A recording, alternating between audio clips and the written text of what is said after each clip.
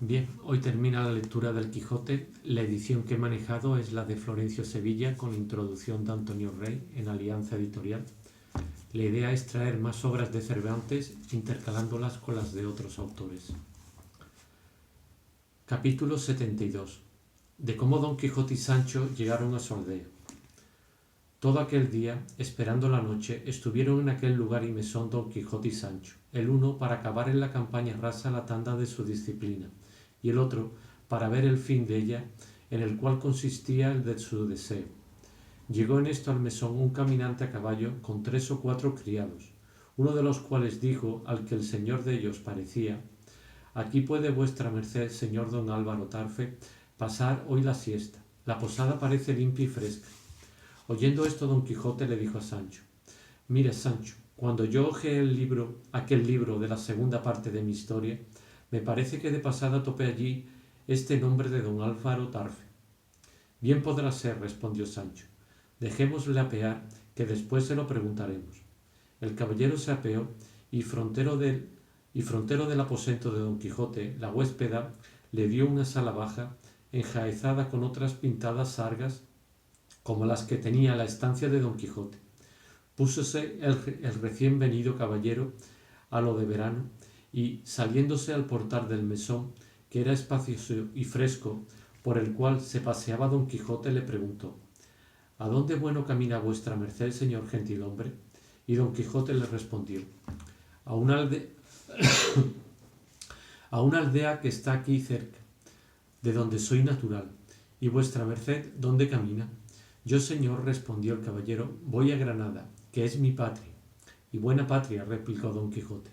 Pero dígame vuestra merced por cortesía su nombre, porque me parece que me ha de importar saber lo más de lo que buenamente podré decir. Mi nombre es don Álvaro Tarfe, respondió el huésped, a lo que replicó Don Quijote: sin duda alguna pienso que vuestra merced debe de ser aquel don Álvaro Tarfe que anda impreso en la segunda parte de la historia de Don Quijote de la Mancha, recién impresa y dada a la luz del mundo por un autor moderno. El mismo soy, respondió el caballero, y el tal Don Quijote, sujeto principal de la tal historia, fue grandísimo amigo mío, y yo fui el que le sacó de su tierra, o a lo menos le movía que viniese a unas justas que se hacían en Zaragoza, a donde yo iba. En verdad, que le hice muchas amistades y que le quité de que no le palmease las espaldas el verdugo por ser demasiadamente atrevido. Y dígame vuestra merced, señor don Álvaro, ¿parezco yo en algo a ese tal Don Quijote que vuestra merced dice? No, por cierto, respondió el huésped, en ninguna manera. Y ese Don Quijote, dijo el nuestro, ¿traía consigo un escudero llamado Sancho Panza? Sí traía, respondió don Álvaro, y aunque tenía fama de muy gracioso, nunca le oí decir gracia que la tuviese. Eso creo yo muy bien, dijo a esta sazón Sancho, porque el decir gracias no es para todos. Y ese Sancho que vuestra merced dice, señor gentilhombre, debe de ser algún grandísimo bellaco, frión y ladrón juntamente, que el verdadero Sancho Panza soy yo, que tengo más gracias que yo vida, y si no, haga vuestra merced la experiencia y ándese tras de mí por los menos un año y verá que se me caen a cada paso, y tales y tantas que, sin saber yo las más veces lo que me digo, hago reír a cuantos me escucho. Y el verdadero Don Quijote de la Mancha, el famoso, el valiente y el discreto, el enamorado, el desfacedor de agravios, el tutor de pupilos y huérfanos, el amparo de las viudas, el matador de las doncellas, el que tiene por única señora a la sin par Dulcinea del Toboso, es este señor que está presente, que es mi amo. Todo cualquier otro Don Quijote y cualquier otro Sancho Panza es burlería y cosa de sueño. Por Dios que lo creo, respondió don Álvaro, porque más gracias habéis dicho vos, amigo, en 4 razones que habéis hablado, que el otro Sancho Panza en cuantas yo le oí hablar, que fueron muchas. Más tenía de comilón que de bien hablado, y más de tonto que de gracioso. Y tengo por sin duda que los encantadores que persiguen a Don Quijote el bueno han querido perseguirme a mí con Don Quijote el malo, porque no se me diga, porque, pero no sé que me diga que osaré yo jurar que lo dejo metido en casa del nuncio en Toledo para que le cure, y ahora remanece aquí otro Don Quijote, aunque bien diferente del mío. Yo, dijo Don Quijote, no sé si soy bueno, pero sé decir que no soy el malo, para prueba de lo cual quiero que sepa vuestra merced, mi señor don Álvaro Tarfe, que en todos los días de mi vida no he estado en Zaragoza. Antes, por haberme dicho que ese Don Quijote fantástico se había hallado en las justas de esa ciudad, no quise yo entrar en ella, por sacar a las barbas del mundo su mentira. Y así me pasé de Claro a Barcelona, archivo de la cortesía, albergue de los extranjeros, hospital de los pobres, patria de los valientes, venganza de los ofendidos y correspondencia grata de firmes amistades, y en sitio y en belleza única. Y aunque los sucesos que en ellas me han sucedido no son de mucho gusto, sino de mucha pesadumbre, los llevo sin ella solo por haberla visto. Finalmente, señor don Álvaro Tarfe, yo soy Don Quijote de la Mancha, el mismo que dice la fama, y no ese desventurado que ha querido usurpar mi nombre y honrarse con mis pensamientos. A vuestra merced suplico, por lo que debe a ser caballero, sea servido de hacer una declaración ante el alcalde de este lugar de que vuestra merced no me ha visto en todos los días de su vida hasta ahora, y de que yo no soy el Don Quijote impreso en la segunda parte, ni este Sancho Panza mi escudero es aquel que vuestra merced conoció. Eso haré yo de muy buena gana, respondió don Álvaro, puesto que causa admiración ver dos Don Quijotes y dos Sanchos a un mismo tiempo, tan conformes en los nombres como diferentes en las acciones. Y vuelvo a decir y me afirmo que no he visto lo que he visto, ni ha pasado por mí lo que ha pasado. Sin duda, dijo Sancho, que vuestra merced debe de estar encantado como mi señora Dulcinea del Toboso, y plugiera al cielo que estuviera su desencanto de vuestra merced en darme otros 3000 y tantos azotes como me doy por ella, que yo me los diera sin interés alguno. No entiendo eso de azotes, dijo don Álvaro. Y Sancho le respondió que era largo de contar, pero que él se lo contaría si acaso iban un mismo camino. Llegóse en esto la hora de comer. Comieron juntos don Quijote y don Álvaro. Entró acaso el alcalde del pueblo en el mesón con un escribano, ante el cual alcalde pidió don Quijote por una petición de que a su derecho convenía de que don Álvaro Tarfe, aquel caballero que allí estaba presente, declarase ante su merced cómo no conocía a don Quijote de la Mancha, que asimismo estaba allí presente, y que no era aquel que andaba impreso en una historia intitulada Segunda parte de Don Quijote de la Mancha, compuesta por un tal de Avellaneda, natural de Tordesillas. Finalmente, el alcalde proveyó jurídicamente. La declaración se hizo con todas las fuerzas que en tales casos debían hacerse, con lo que quedaron don Quijote y Sancho muy alegres, como si les importara mucho semejante declaración y no mostrara claro la diferencia de los dos Don Quijotes y la de los dos Sanchos, sus obras y sus palabras. Muchas de cortesías y ofrecimientos pasaron entre don Álvaro y don Quijote, en las cuales mostró el gran manchego su discreción, de modo que desengañó a don Álvaro Tarfe del error en que estaba, el cual se dio a entender que debía de estar encantado, pues tocaba con la mano dos tan contrarios don Quijote.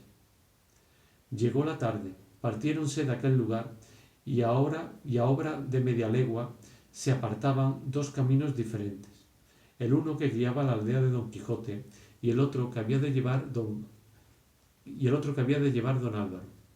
En este poco espacio le contó don Quijote la desgracia de su vencimiento y el encanto y el remedio de Dulcinea, que todo puso en nueva admiración a don Álvaro, el cual, abrazando a don Quijote y a Sancho, siguió su camino, y don Quijote el suyo, que aquella noche la pasó entre otros árboles, por dar lugar a Sancho de cumplir su penitencia, que la cumplió del mismo modo que la pasada noche, a costa de las cortezas de las hayas, harto más que de sus espaldas, que las guardó tanto que no pudieran quitar los azotes una mosca aunque la tuviera encima.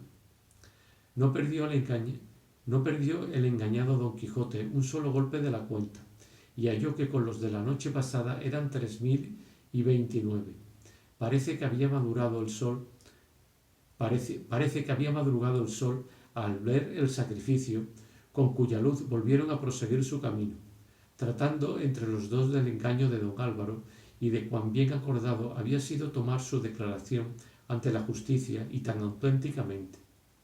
Aquel día y aquella noche caminaron sin sucederles cosa digna de contarse, si no fue que en ella acabó Sancho su tarea, de que quedó don Quijote contento sobremodo, y esperaba el día por ver si en el camino topaba ya desencantada a Dulcinea su señora, y siguiendo su camino no topaba mujer alguna que no iba a reconocer si era Dulcinea del Toboso, teniendo por infalible no poder mentir las promesas de Merlín.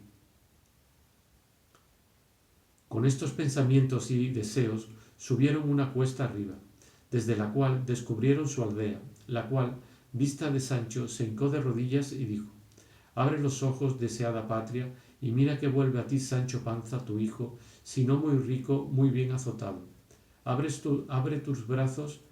los brazos y recibe también a tu hijo Don Quijote, que si viene vencido de los brazos ajenos, viene vencedor de sí mismo, que, según él me ha dicho, es el mayor vencimiento que desearse puede. Dineros llevo, porque si buenos azotes me daban, bien caballero me iba». «Déjate de esas sandeces», dijo don Quijote, «y vamos con pie derecho a entrar en nuestro lugar, donde daremos vado a nuestras imaginaciones y la traza que en la pastoral vida pensamos ejercitar». Con esto bajaron la cuesta y se fueron a su pueblo. Capítulo 73. De los agüeros que tuvo don Quijote al entrar en su aldea, con otros sucesos que adornan y acreditan esta grande historia, en la entrada del cual, según dice Cide Hamete, vio don Quijote que en las eras del lugar estaban riñendo dos muchachos, y el uno dijo al otro: «No te canses, Periquillo, que no la has de ver en todos los días de tu vida». Oyólo don Quijote y dijo a Sancho: «¿No adviertes, amigo, lo que aquel muchacho ha dicho? No la has de ver en todos los días de tu vida». «Pues bien, ¿qué importa?», respondió Sancho, «que haya dicho eso el muchacho». «¿Qué?», replicó don Quijote. «¿No ves tú que, aplicando aquella palabra a mi intención, quiere significar que no tengo de ver más a Dulcinea?». Queríale responder Sancho, cuando se lo estorbó ver que por aquella campaña venía huyendo una liebre, seguida de muchos galgos y cazadores, la cual, temerosa, se vino a recoger y agazapar debajo de los pies del rucio. Cogiólo Sancho a mano salva y presentósela a don Quijote, el cual estaba diciendo: mal un signo, libre huye, galgos la siguen, Dulcinea no parece». «Extraño es vuestra merced», dijo Sancho. Presupongamos que esta liebre es Dulcinea del Toboso, y estos galgos que la persiguen son los malandrines encantadores que la transformaron en labradora. Ella huye, yo la cojo y la pongo en poder de vuestra merced, que la tiene en sus brazos y la regala. ¿Qué mala señal es esta? Ni qué mal agüero se puede tomar de aquí». Los dos muchachos de la pendencia se llegaron a ver la liebre, y al uno de ellos preguntó Sancho que por qué reñía, y fuele respondido por el que había dicho: «No la verás más en toda tu vida», que él había tomado del otro muchacho una jaula de grillos, la cual no pensaba volvérsela en toda su vida.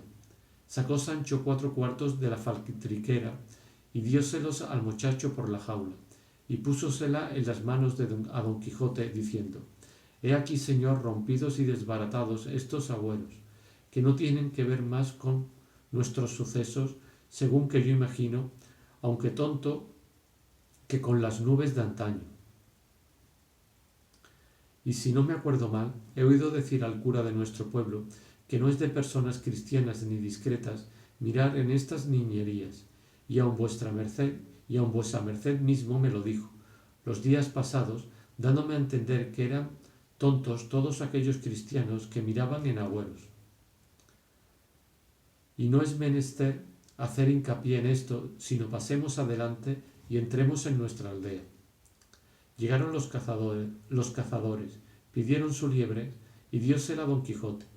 Pasaron adelante y a la entrada del pueblo toparon en un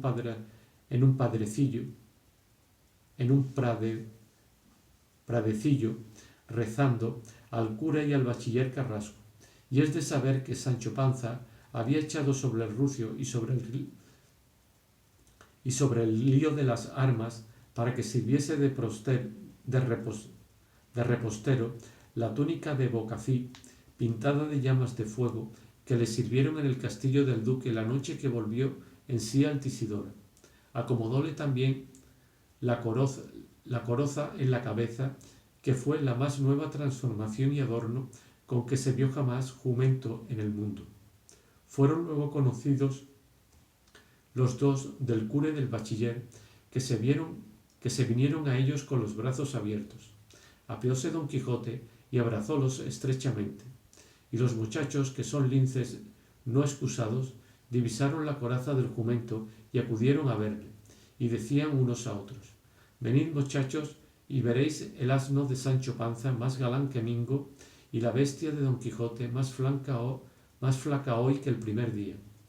Finalmente, rodeados de muchachos y acompañados del cura y del bachiller, entraron en el pueblo y se fueron a casa de Don Quijote, y hallaron a la puerta de ella al ama y a su sobrina, a quien ya habían llegado las nuevas de su venida. Ni más ni menos se las había dado Teresa Panza, mujer de Sancho, la cual, desgreñada y medio desnuda, trayendo en la mano a Sanchica, su hija, acudió a ver a su marido, y viéndole no tan bien adeliñado como ella se pensaba que había de estar un gobernador, le dijo: ¿cómo venís así, marido mío, que me parece que venís a pie y despeado, y más traéis semejanza de desgobernado que de gobernador? Calla, Teresa, respondió Sancho, que muchas veces donde hay estacas no hay tocinos, y vámonos a nuestra casa, que allá oirás maravillas. Dinero traigo, que es lo que importa, ganados por mi industria y sin daño de nadie. Traed vos dinero, mi buen marido, dijo Teresa, y sean ganados por aquí o por allí, que como quiera que los hayáis ganado, no habréis hecho usanza nueva en el mundo. Abrazó Sanchica a su padre y preguntóle si traía algo, que le estaba esperando como el agua de mayo, y asiéndole de un lado del cinto y su mujer de la mano, tirando su hija del rucio, se fueron a su casa, dejando a Don Quijote en la suya, en poder de su sobrina y de su ama, y en compañía del cura y del bachiller. Don Quijote, sin guardar término ni horas, en aquel mismo punto se apartó a solas con el bachiller y el cura, y en breves razones le contó su vencimiento y la obligación en que había quedado de no salir de su aldea en un año, la cual pensaba guardar al pie de la letra sin traspasarla en un átomo, bien así como caballero andante, obligado por la puntualidad y orden de la andante caballería, y que tenía pensado de hacerse aquel año pastor y entretenerse en la soledad de los campos, donde a rienda suelta podría dar vado a sus amorosos pensamientos, ejercitándose en el pastoral y virtuoso ejercicio, y que le suplicaba, si no tenían mucho que hacer y no estaban impedidos en negocios más importantes, quisiesen ser sus compañeros, que él compraría ovejas y ganado suficiente que les diese nombre de pastores, y que les hacía saber que lo más principal de aquel negocio estaba hecho, porque les tenía puestos los nombres que les vendrían como de molde. Díjole el cura que los dijese. Respondió Don Quijote que él sabía de llamar el pastor Quijotiz, y el bachiller el pastor Carrascón, y el cura el pastor Curambro, y Sancho Panza el pastor Pansino.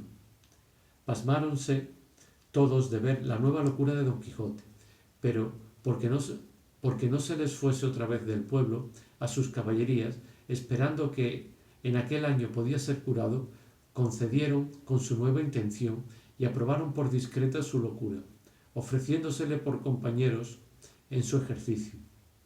Y más, dijo Sansón Carrasco, que, como ya todo el mundo sabe, yo soy celebérrimo poeta y a cada paso compondré versos pastoriles o cortesanos o como más me viniera cuento, para que nos entretengamos por estos andurriales donde habemos de andar. Y lo que más es menester, señores míos, es que cada uno escoja el nombre de la pastora que piensa celebrar en sus versos y que no dejemos árbol, por duro que sea, donde no la retule y grabe su nombre, como es uso y costumbre de los enamorados pastores.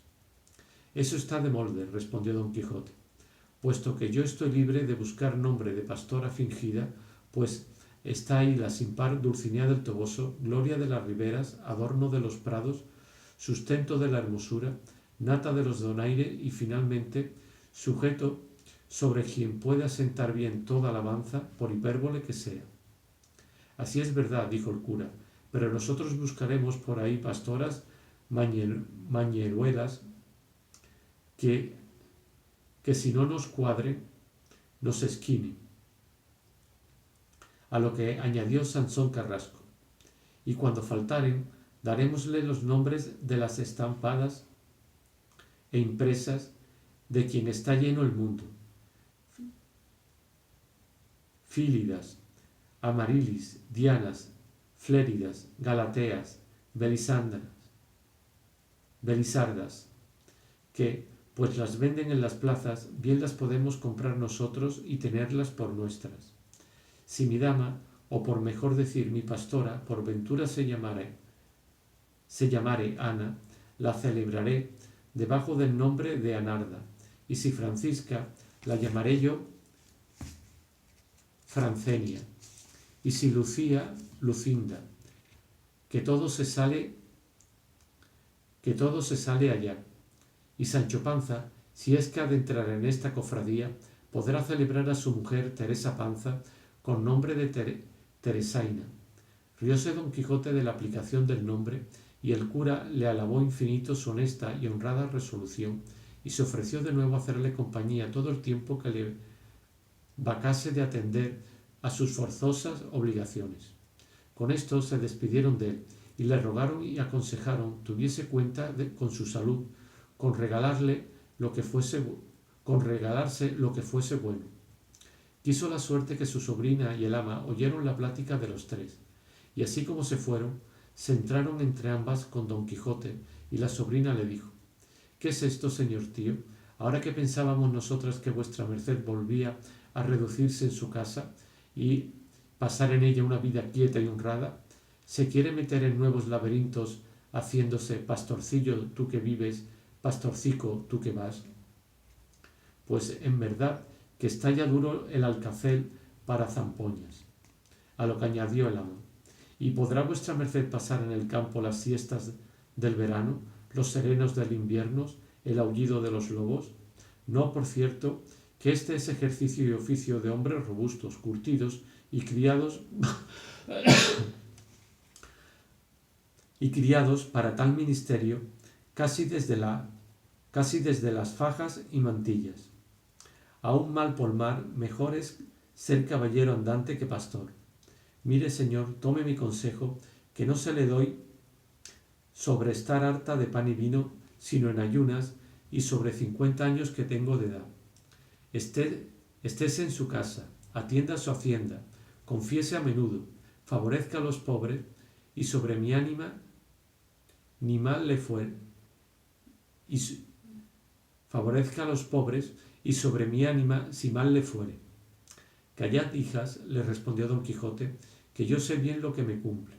Llevadme al lecho, que me parece que no estoy muy bueno, y tened por cierto que, ahora sea caballero andante o pastor por andar, no dejaré siempre de acudir a lo que hubiéredes menester, como lo veréis por la obra.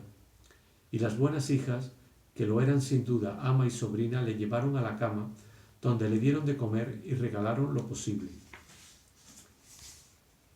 Capítulo 74.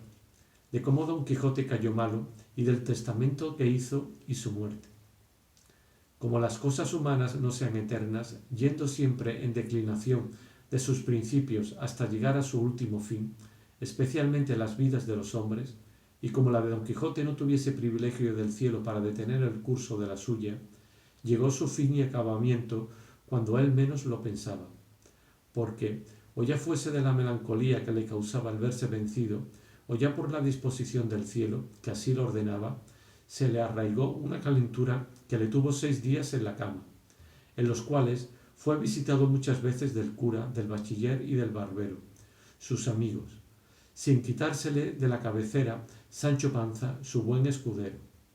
Estos, creyendo que la pesadumbre de verse vencido y de no haber cumplido su deseo en la libertad y desencanto de Dulcinea le tenían de aquella suerte, por todas las vías posibles procuraban alegrarle, diciéndole el bachiller que se animase y levantase para comenzar su pastoral ejercicio, para el cual tenía ya compuestas una écloga que mal año para cuantas Sanazaro había compuesto, y que ya tenía comprados de su propio dinero 2 famosos perros para guardar el ganado, el uno llamado Barcino y el otro Butrón, que se los había vendido un ganadero del Quintanar. Pero no por eso dejaba Don Quijote sus tristezas. Llamaron sus amigos al médico, tomóle el pulso y no le contentó mucho, y dijo que, por sí o por no, atendiese a la salud de su alma, porque la del cuerpo corría peligro. Oyólo Don Quijote con ánimo sosegado, pero no lo oyeron así su ama, su sobrina y su escudero, los cuales comenzaron a llorar tiernamente, como si ya le tuvieran muerto delante. Fue el parecer del médico que melancolías y desabrimientos le acababan. Rogó Don Quijote que le dejasen solo, porque quería dormir un poco. Hiciéronlo así, y durmió de un tirón, como dicen, más de 6 horas, tanto que pensaron el ama y la sobrina que había de quedar en el sueño.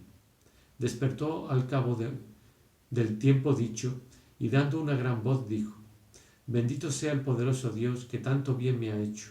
En fin, sus misericordias no tienen límites, ni las abrevian ni impiden los pecados de los hombres. Estuvo atenta la sobrina a las razones del tío, y pareciéronle más concertadas que él solía decirlas, a lo menos en aquella enfermedad, y preguntóle: ¿Qué es lo que vuestra merced dice, señor? ¿Tenemos algo nuevo? ¿Qué misericordias son estas? ¿O qué pecados de los hombres? Las misericordias, respondió Don Quijote, sobrina, son las que en este instante ha usado Dios conmigo, a quien, como dije, no las impiden mis pecados.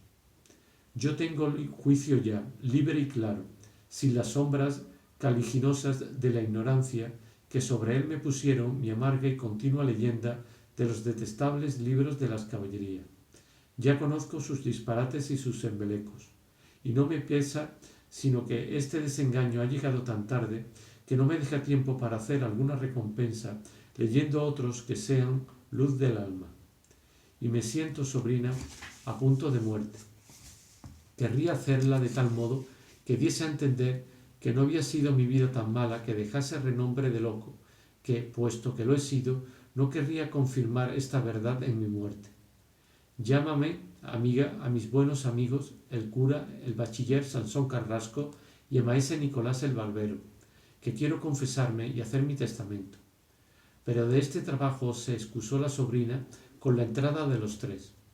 Apenas los vio Don Quijote cuando dijo: Dadme albricias, buenos señores, de que ya no soy Don Quijote de la Mancha, sino Alonso Quijano, a quien mis costumbres me dieron renombre de bueno. Ya soy enemigo de Amadís de Gaula y de toda la infinita caterva de su linaje. Ya me son odiosas todas las historias profanas de la andante caballería, ya conozco mi necedad y el peligro en que me pusieron haberlas leído. Ya, por misericordia de Dios, escarmentado en cabeza propia, las abomino. Cuando esto lo oyeron decir los 3, creyeron sin duda que alguna nueva locura le había tomado, y Sansón le dijo: Ahora, señor Don Quijote, que tenemos nueva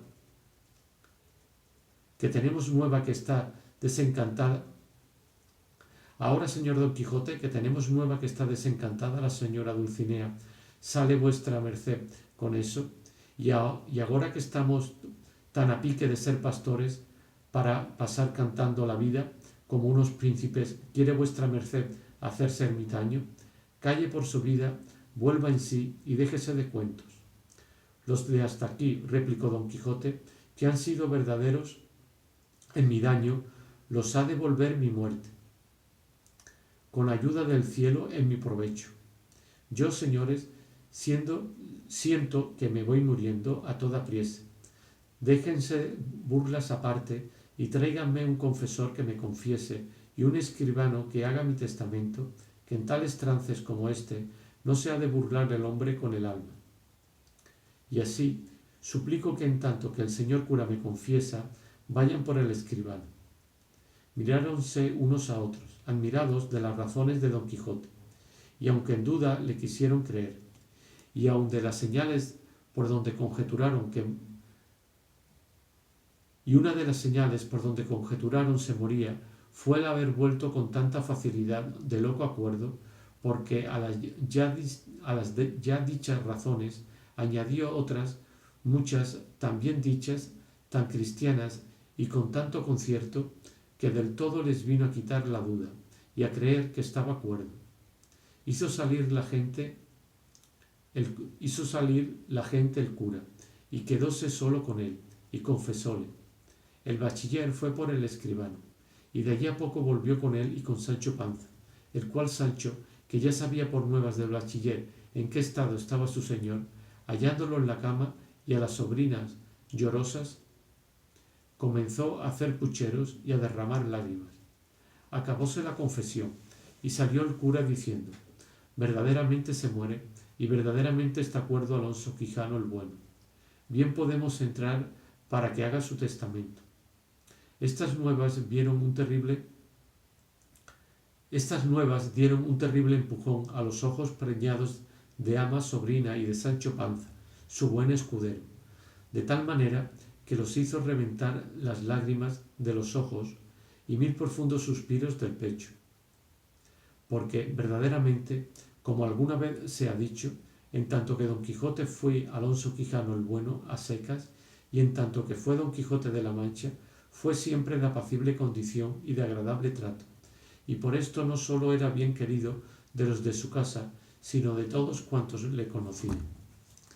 Entró el escribano con los demás, y después de haber hecho la cabeza del testamento y ordenado su alma, don Quijote, con todas aquellas circunstancias cristianas que se requieren, llegando a las mandas, dijo: ítem, es mi voluntad que de ciertos dineros que Sancho Panza, a quien en mi locura hice mi escudero, tiene, que porque ha habido entre él y mí ciertas cuentas, y dares y tomares, quiero que no se le haga cargo de ellos, ni se le pida cuenta alguna, sino que si sobrare alguno después de haberse pagado de lo que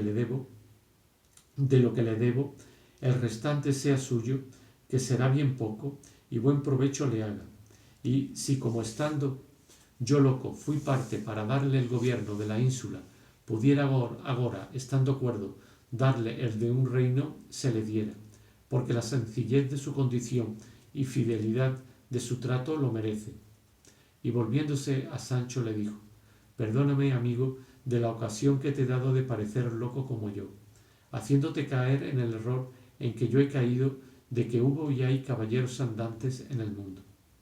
Ay, respondió Sancho llorando, no se muera vuestra merced, señor mío, sino tome mi consejo y viva muchos años, porque la mayor locura que puede hacer un hombre en esta vida es dejarse morir sin más ni más, sin que nadie le mate, ni otras manos le acaben que las de la melancolía. Mire, no sea perezoso, sino levántese de esta cama y vámonos al campo vestido de pastores, como tenemos concertado. Quizás tras alguna mata hallaremos a la señora doña Dulcinea desencantada, que no haya más que ver. Si es que se muere de pesar de verse vencido, écheme a mí la culpa, diciendo que por haber yo cinchado mal a Rocinante le derribaron, cuanto más que vuestra merced habrá visto en sus libros de caballerías ser cosa ordinaria derribarse unos caballeros a otros, y el que es vencido hoy ser vencedor mañana. Así es, dijo Sansón, y el buen Sancho Panza estaba muy en Y el buen Sancho Panza está muy en la verdad de estos casos. Señores, dijo don Quijote, vámonos poco a poco, pues ya en los nidos de antaño no hay pájaros hogaño. Yo fui loco, y ya soy cuerdo. Fui don Quijote de la Mancha, y soy agora, como he dicho, Alonso Quijano el bueno. Pueda con vuestras mercedes mi arrepentimiento y mi verdad volverme a la estimación que de mí se tenía, y prosiga adelante el señor escribano. Y te mando toda mi hacienda a puerta cerrada, Antonia Quijana, mi sobrina, que está presente, habiendo sacado primero de lo más bien parado de ella lo que fue menester para cumplir las mandas que dejo hecha. Y la primera satisfacción que se haga, quiero que sea pagar el salario que debo del tiempo que mi ama me ha servido, y más 20 ducados para un vestido. Dejo por mis albaceas al señor cura y al señor bachiller Sansón Carrasco, que están presentes. Y tenéis mi voluntad que si Antonia Quijana, mi sobrina, quisiere casarse, se case con hombre de quien primero se haya hecho información, que no sabe qué cosas sean libros de caballerías.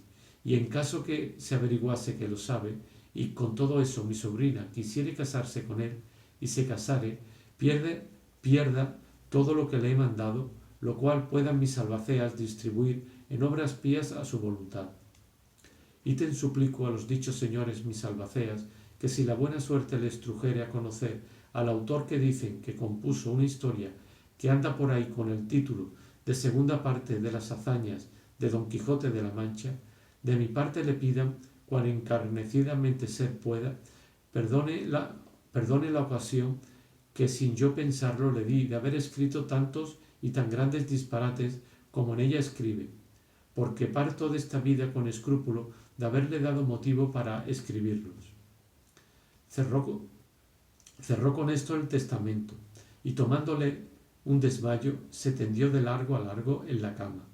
Alborotáronse todos y acudieron a su remedio, y en 3 días que vivió después de donde hizo el testamento, se desmayaba muy a menudo. Andaba la casa alborotada, pero con todo comía la sobrina, brindaba el ama y se regocijaba Sancho Panza. Que esto de heredar algo borra o templa en el heredero la memoria de la pena, que es razón que deje el muerto. En fin, llegó el último de Don Quijote, después de recibidos todos los sacramentos y después de haber abominado con muchas y eficaces razones de los libros de caballerías.